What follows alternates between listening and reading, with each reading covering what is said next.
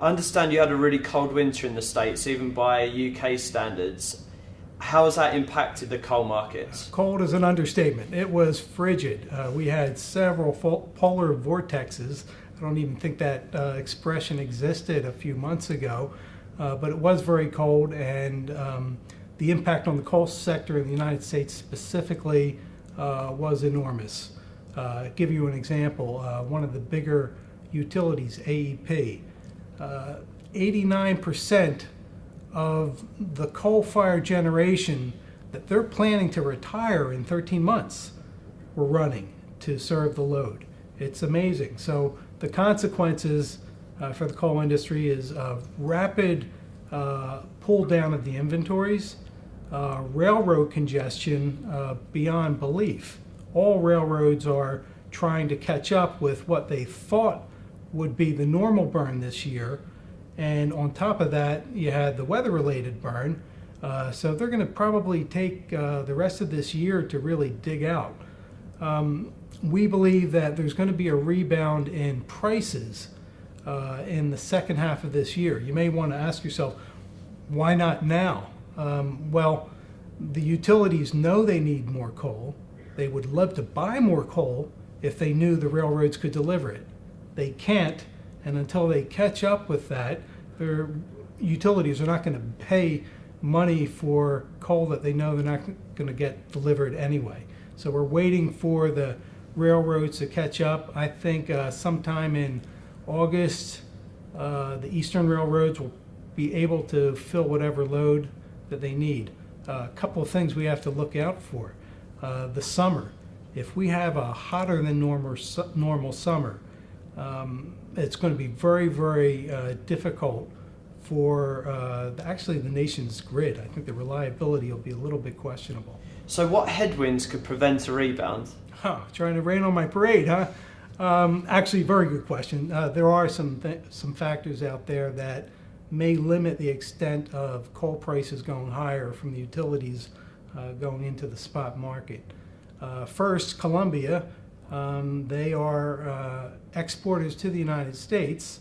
They had been out of the money, and it made more sense for them to export to other countries, such as areas such as Europe or even as far away as China. However, that arbitrage switched in December and January, and now it looks like imported coal from Colombia can come in economically into certain areas in the southeast. So that's one headwind. You have a very weak seaborne market from the United States perspective. Demand is actually pretty strong. It's just we have a little bit of an oversupply. The U.S. is usually the one to get cut first. So what happens when that thermal coal comes back into the United States? Well, it has to find a home or it has to shut down. And also, what happens when the coking coal can't find a home in the seaborne market? There's a really good chance that that will come back, and maybe in the short term, they'll have to find some home for it, in which case it'll probably be the utilities. So that could sort of douse the flames a little bit. And finally, nat gas. The price of nat gas has to go to about $5 per MMBTU. Right now it's hovering around $4.60. So when it gets to 5, then the Central Appalachian dependent utilities are incentivized to burn coal rather than nat gas. So we're not quite there yet.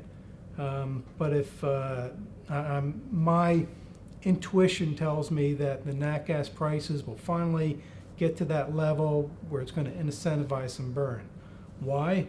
Because our storage from the result of this very cold winter is going to be, it's in the 890 BCF range. That's, you have to go back almost 15, 20 years to get to that kind of a injection season beginning point. And so their natural gas producers have to be incentivized somehow to put natural gas into storage, and the prices are going to have to go higher in order for the coal sector to use coal, which will displace natural gas going into the utility market, which will allow nat gas to go into storage.